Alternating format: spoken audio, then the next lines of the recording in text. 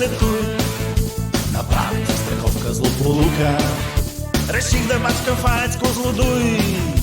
И тато ми каза на слука: неутрони хвърчат над реактора, майко, но това е добре за характера, тато.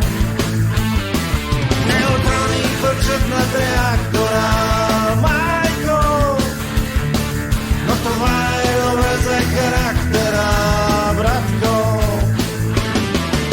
Роднините ми казват: Козлодуй, ще смакнат от гърба ти 300 кожи. Побързай срещу вятъра, не плюй и бягай по-далече, ако можеш. Приятелите казват: спри се, чуй. Ти имаш ли в главата капка мозък? Ти ще налапаш Козлодуй. Алфабет е гама доза. Неутрони хвърчат над реактора, майко, но това е добре за характера, тато. Неутрони хвърчат над реактора, майко, но това е добре за характера, братко.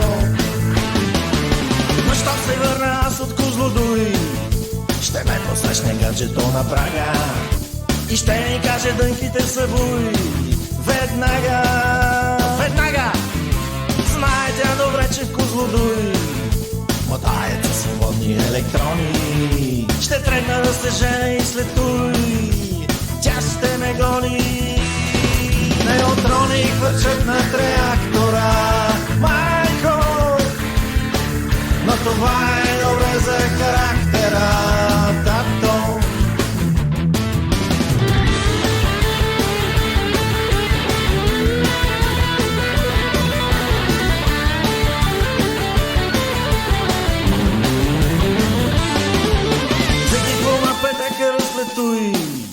Защо не я захвърлих на буклука?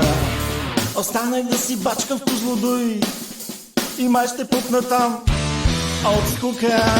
Неутрони хвърчат над реактора,